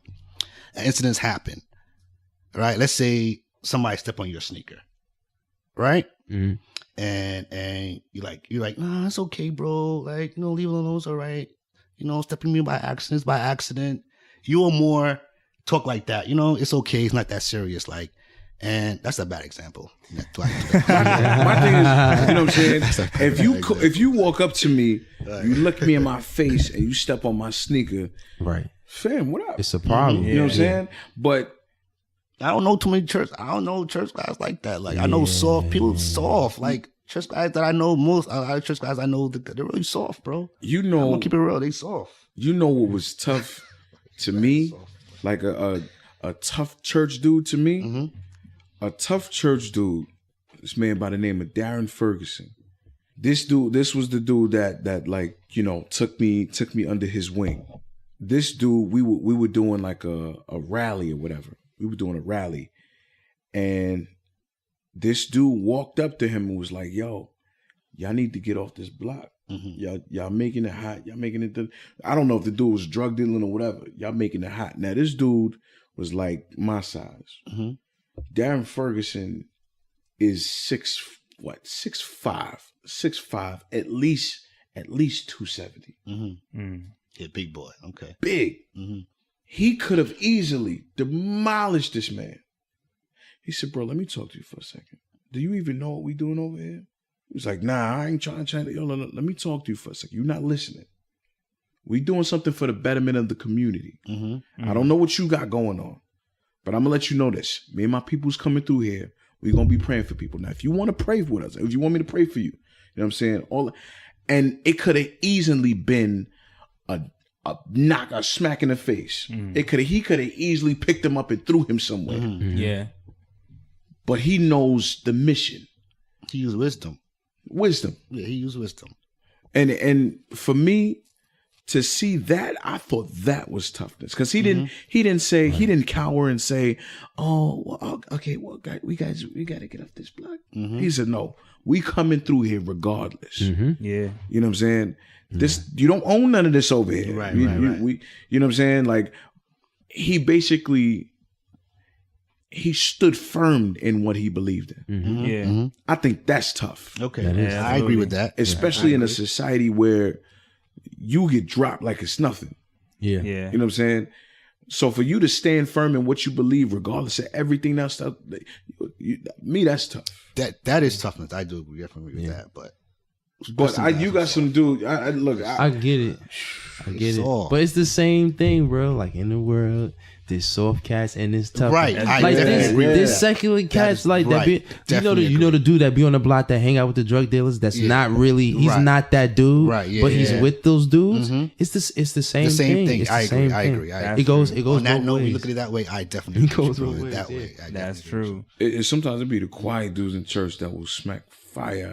Like what? Yo, some drummers that I didn't come across. Oh yeah. I remember I was doing this. Don't judge it for the name. It was this service called Friday Night Flavor. Right? It's a service? It's a service, bro. Sure it wasn't a club? Nah, bro. Friday Night Flavor was like a youth service, man, led by Pastor Darren Ferguson. Oh, okay. And we had this drummer there, and so the drummer, we finished service or whatever, and we sitting there, everybody having a good time, laughing, fellowship, and we had pizza, soda, stuff like that, cookies. And he's sitting over at the drum, and I'm seeing him look like he was cleaning. You know what I'm saying? So I'm like, what is he doing over there? So I go over there. This dude is cleaning his gun on his snare drum. What? It's just after service. It wasn't. We didn't have the service in the church. But this dude is cleaning his gun, bullets out the clip and everything, bro.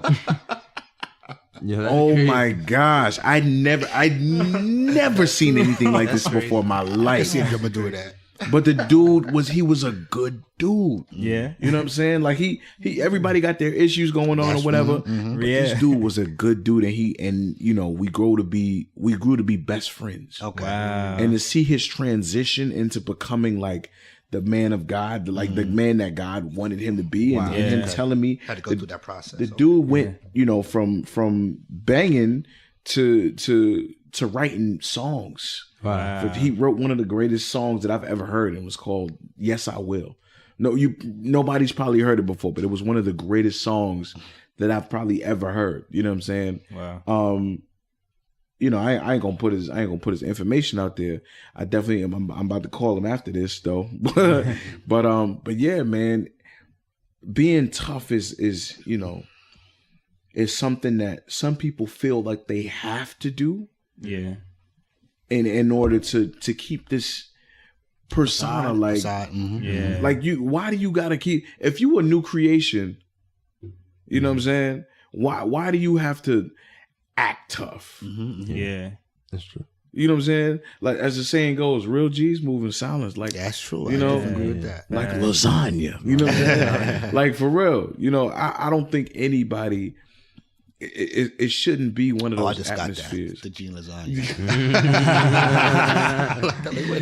It shouldn't. You shouldn't have to force your tough on anybody. Absolutely. It should be like genuine, like Right? authentic, Because like who then you that are. just makes you corny. Yeah, Yeah. I agree. Yeah. What are some other stereotypes though, like that Christian men?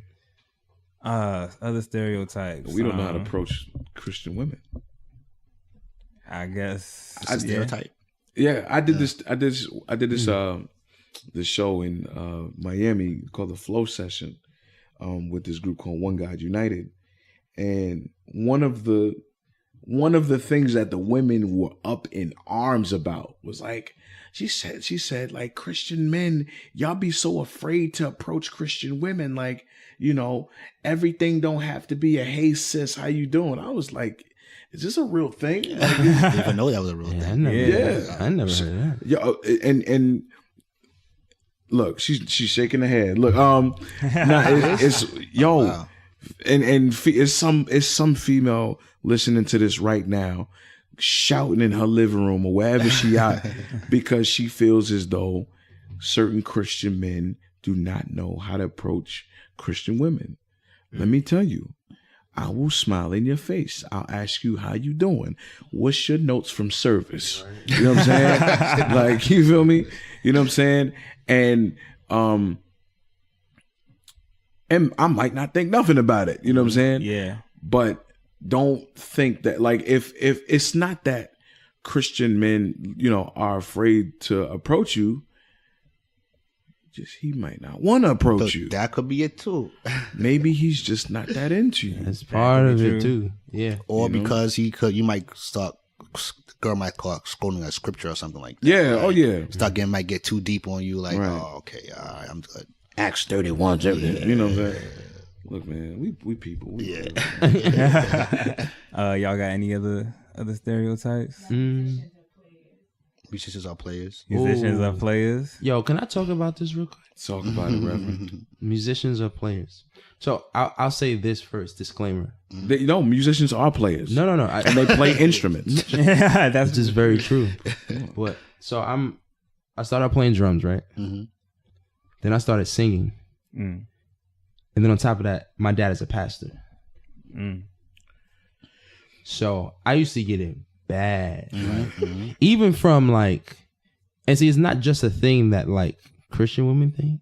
Uh-huh. Secular women think this bro. too, Yes, bruh. Yes, Yeah, that's bro. the Like son of a facts. preacher man, like yo, like it makes it worse. And once again, this is gonna be my answer for the whole night. We're all human. Yeah. just because I'm a man of God, I'm still a man. Yeah, first. Like men are players. Like at the end of the day, that's part of, you know, what we're taught. You know, not saying that's a good thing or a bad thing. You know what I'm saying? I mean, depending on who your pops is, my pops has swag. Yeah, I dress in suits and stuff like that. I get it from him. Okay. My great grandfather, swaggy, like suit GQ all the time. Like I get it from them. You know, I was taught to carry myself a certain way. You know, so just because I smell good and I dress good and I look good and I have manners and I'm not afraid to talk to women, Right. you know, I'm not scared, man.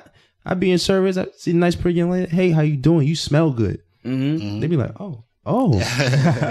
There's one that's not afraid to talk to a woman. Oh, now you're a player because of that. So, you see how a lot of that goes hand in hand. It goes hand in hand. Like, Come on through. you don't know how to talk to me, and then somebody knows how to talk to you. Oh, he's a player. You know, he knows how to talk to me, so now he's a player. You know what I'm saying? We're all human. Like it depends on where you come from. You know, I was raised to be swaggy. You know what I'm saying? That's just what it was. And just because I'm a drummer and I sing and I'm a pastor's kid, so it's like all I stacked up. It was just like nah. And then being raised in the church, you have to know how to do something. You know, public speaking is one of the things that I never had a problem with because my pops was always putting me up. Right. So stage fright and being scared of people. My dad was going out preaching all the time, so I had to shake hands with people. That whole thing was never a border for me. Okay. So it made it different. So of course, people might think I'm a player. Females might think I'm a player. Nah, it's not. I'm just confident. You know? It's a difference. It's different. Now, some people, there are players out there. And I'm not saying there aren't players. There are players. Yeah. But there's a player potential. Ooh, player potential. I like it. There's player potential in every man. Every man. Period. Every person. Women can be players too. Oh, yeah. And women know it. You know what I'm saying? But just because I'm a church guy and I'm a musician doesn't mean and I'm a PK doesn't mean that I'm a player and doesn't mean that I'm the worst. But they always say that PK kids are the worst. Yeah, I mean, and part of it may be true because we have been sheltered. So once you get out there, you're like, I want to do everything. But you know, doggone almost adopted PK. You know what I'm saying? Like the dude wasn't my real dad, but he used to take me everywhere. You know what I'm saying? He took me under his wing. So everybody assumed like, yo, this one girl told me, she was like, you got the face of a player. What do you mean? What does that mean? Face of a player. You look too sweet. Look at my spirit. Right? Discernment. Pray for that, Bobby. Pray You're not that. of God. Oh man. Oh man. So we're gonna end off with the last question. We heard all these stereotypes, but what do you wish Christian women knew about Christian men? We not mind readers. Yeah. I feel Wow. That's good. Yeah. I don't know. Like we're men. Like at the end of the day, like we believe in God and He's our source and all that good stuff. But at the end of the day, we're human, right? We're human. Yo, it's so funny how your answer fits every question. But there's a reason for that because it's true. It's true. Come on through. It's just truth. At the end of the day, we're human and we just have to learn. That's factual. Yeah, we just have to learn how to live as humans. See, the thing is this: we are fortunate to know that Christ is our Savior. Yeah. So we have a guide that a lot of other people that don't have, and because of that, I feel like young women should feel very fortunate, rather than dating old knucklehead outside. You know what I'm saying? Y'all gonna get that on the way home. We're human, but we're human with a God. You know what I'm saying? Right. That is true. That is true. I'm myself. At least I know I need help. If nobody else feels good for me, I feel great that God has chosen me to be in certain situations that I'm in, man. Like legit. I don't know where, like when people say I don't know where I would be, I know for a fact, like I don't know where I would be if it had not been for the Lord who was on my side. There it is, Doc. There it is. That's, you know what I'm saying? For real. It's so much stuff that I was getting into before. No. I wouldn't even say before I got to church. It was certain stuff that I was getting into when I got to church before I knew God. Yeah. You know what I'm saying? Facts. That I was exposed to, and I was just like, yo, so this is what church really is? It's lit. You know what I'm saying? It's lit. It's popping. Yeah. You know what I'm saying? But now, I'll say, we are human. But the fact that I even want more of God, is something that that should be a plus. not be looked past. Yeah. That's true. I definitely agree. Yeah, I agree. Some dudes think that they're at some people think there's a limit to what you can know about God. Some people look at their position now and say, "Yeah, I'm at the peak of my, this is this is where it is. This is what it's going to be forever." God is man. Let me tell you no more. That'll preach all by itself. It actually reminds me, and not to get like preachy or nothing, it reminds me of a thought I was having. Like, you know how ladies always saying, especially Christian ladies, that they're waiting for their Boaz, you know, and it's all nice and well. We just shot this video today. Oh my God, that's funny. Just shot this video. Man. Can you be my Ruth? So look out for Lukewarm's Can You Be My Ruth? Okay. Lukewarm on Instagram, a Church of Laugh, man. It's hilarious. Yo. But they waiting for that Boaz, which is all nice and well. You know, Boaz was rich and wealthy, you know, saved Ruth from depression. But, you know, they missing out on their Peters, their Davids, and their Josephs. Right. And Peter was a liar. David cheated, you know, took woman, killed the dude. And Joseph was an ex-con when you think about it. All right, you know what I'm saying? And it's like, yo, dudes, we got our flaws. But, of course. You know, there's greatness in us as well. Right. And you can't look past that. Right. Better get you an Abraham. Right? Be fruitful and That's the thing, though. It's like, I want my Boaz, but they don't know who they are either. They don't know. It's key. It's actually crucial. When you know who you are, you know who you're supposed to be paying to. Right. So, lost like for people. real, like you can't. I mean, you think about it, like, yeah, you really need to find yourself before you get married. Like, that's a real thing. It's like, very real. if you know where you're going, you know who's going to pair with you perfectly. Very you know what I'm real. saying? Yeah. So, and you really can only find that in God. Just to add that, you know what I'm saying? Yeah. So, not you know, everybody's Proverbs 31. Like you know, they say. not everybody's like that. You know, everybody's different. Yeah. That's true. You gotta find what's for you. What's you know? for you? Yeah, what fits for you? That's true. Yeah. I think another thing I thought about is that one thing I wish Christian women, you know, back when I was single, babe, I'm not thinking about this right now. But For the record, you know, if you know, Babe, I'm not thinking about it either. I'm about to be married Disclaimer. soon. Sorry, disclaimer. Yes, Lord. Oh, watch yourself. So wait, so all of y'all in relationships right now? Yeah. Yeah, man. Yeah. Well, there it is. Yes, sir. Single. Come on, let's touch and agree for CK tonight. We gonna put out now. Okay. I will find you. You're really gonna be taken. Oh, but yeah, like just because I'm trying to get to know you doesn't mean like I'm about to put a ring on it right away. Like I want to get to know who you are, take you out on a date. You know, just because I ask you for some gum or something doesn't mean Right. I'm out here even trying to get to know you or anything like that. It's not And women do take it far though. They do take stuff for granted. Like if you give a woman a compliment, like, "Oh, you mad pretty," they think you like them now. Like, Yeah. Or they I think the can feel reverse, like, why is he hitting on me, and be mad about it? You know? that true. So the thing was when I was in Miami, I was like, you know, they were like, how do you differentiate between somebody who's trying to, you know, talk to you and somebody who's just complimenting you?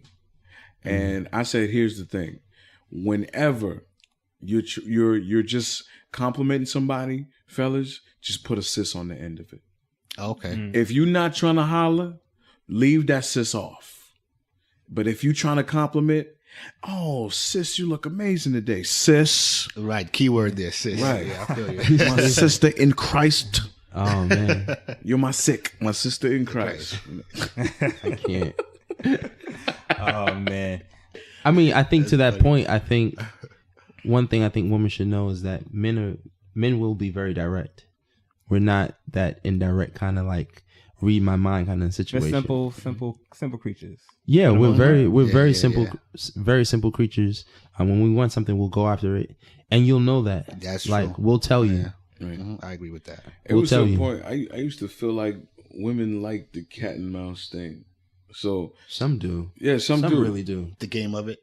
Yeah, The thrill of the chase. the thrill of the chase. So when, you know, like some females will play hard to get or play that little cutesy type situation, I'd be like, you know, like, oh, you playing, you better stop. I'm like, or else what? Right. And then be like, you know what? Let me leave you alone. Let me stop playing. Sometimes they want to see how much you really want it to. Right. Yeah. See how much you want to go for it.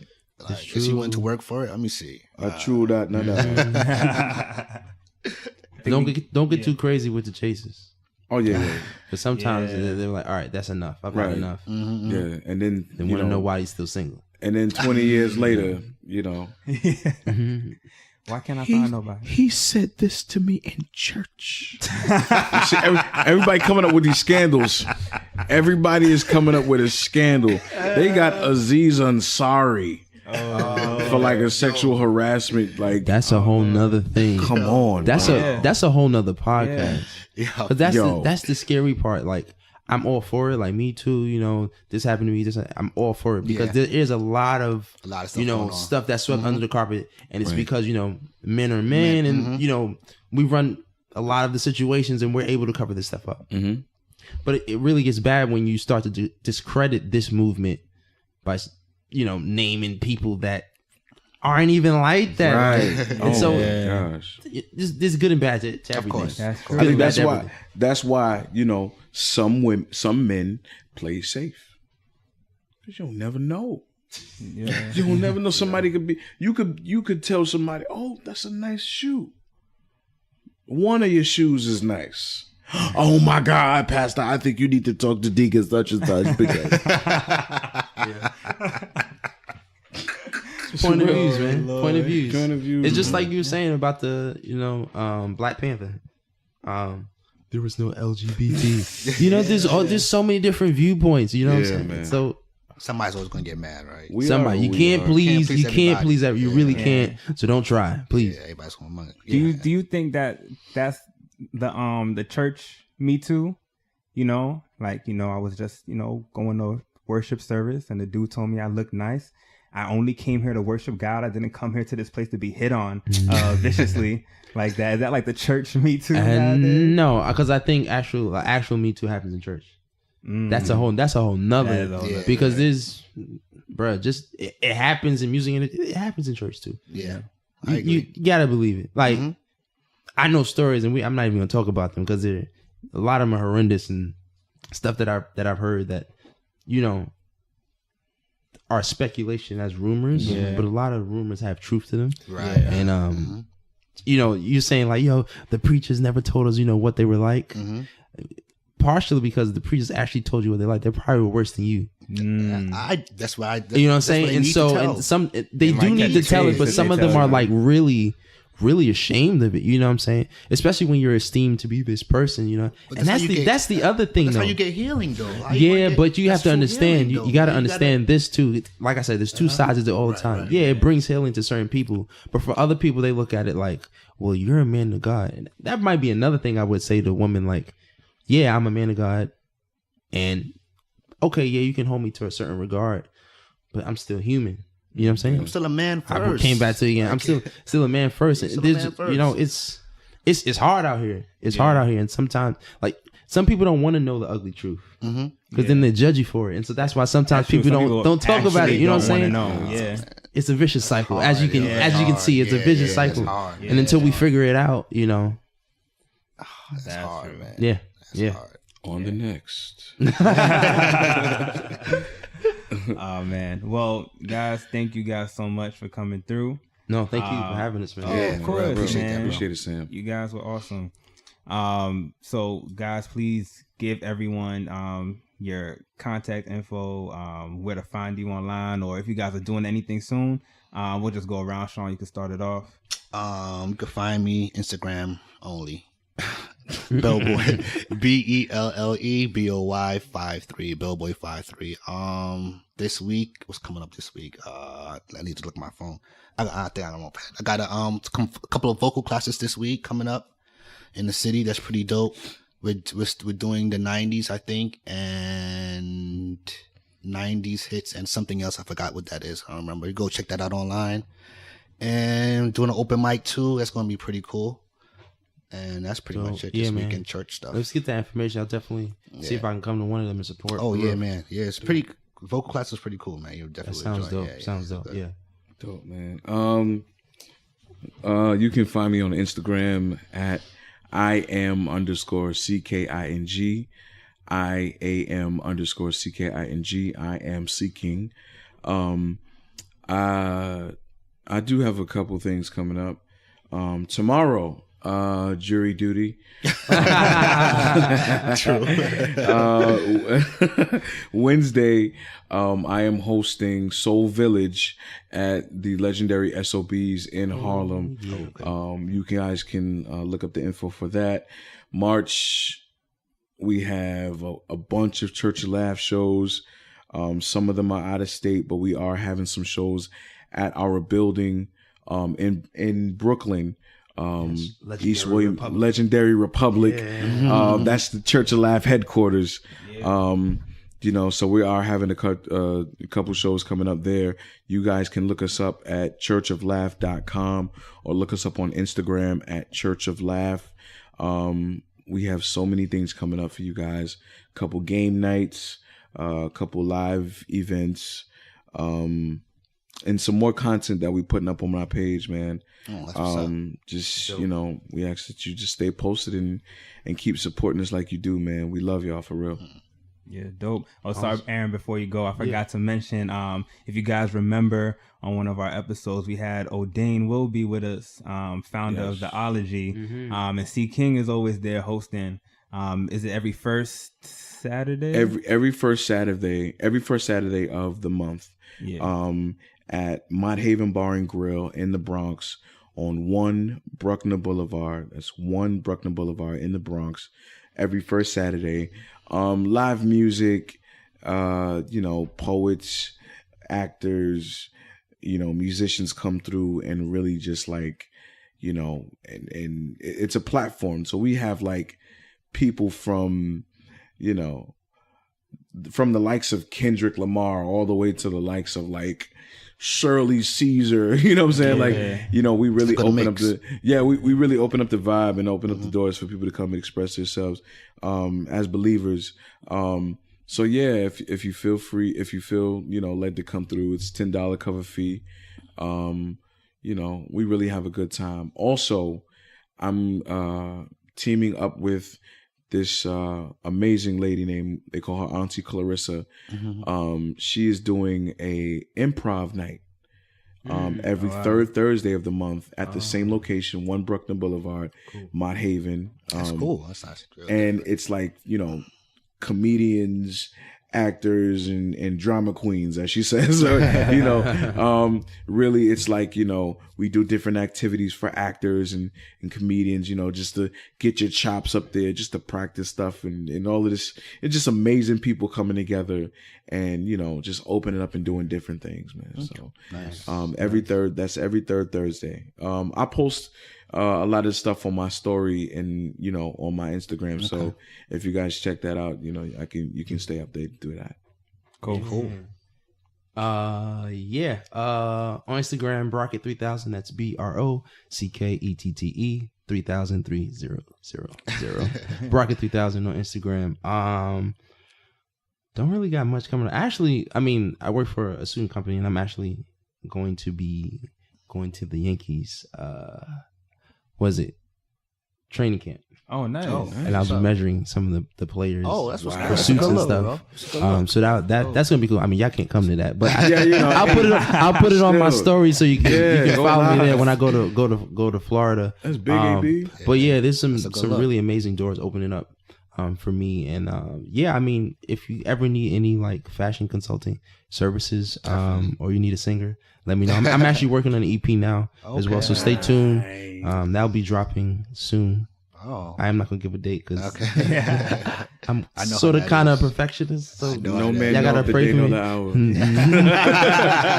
But it's coming soon. So follow me, Brockett 3000. That's what's up. Yeah. Yes. All right, cool. And thank you guys for listening. If you want to keep in contact with the podcast, you can definitely email us at goodbadglory@gmail.com. We would love to hear from you, or follow us on our social media, Instagram and Twitter at goodbadglory. That's at goodbadglory. And find us on Facebook at The Good, The Bad, and The Glory. You can find me, Sam, at Oh My Lord on Instagram and Twitter. That's at OHMILORD. And you could keep up with some of my work at www.ohmylord.com and see what I'm up to. And that's the episode. The guys, we gave our thoughts, our opinions. Yeah. Next week, the ladies will be coming in, probably responding to a lot of what we said. But as men, we had to lead the way, set forth the path. Yo, we gotta do one with men and women. That'd be dope. See how that works out. Yeah. we might need 2 episodes for that. That might need 2 episodes for that. A trilogy. That would be cool. It's gonna be a trilogy. To actually get in the moment responses. That would be cool. We may have to do that. But once again, guys, thank you for coming through. And as you guys always know, no matter what we talk about or what gender we have on here, whether it's good or bad, it's all for the glory. See you guys next week.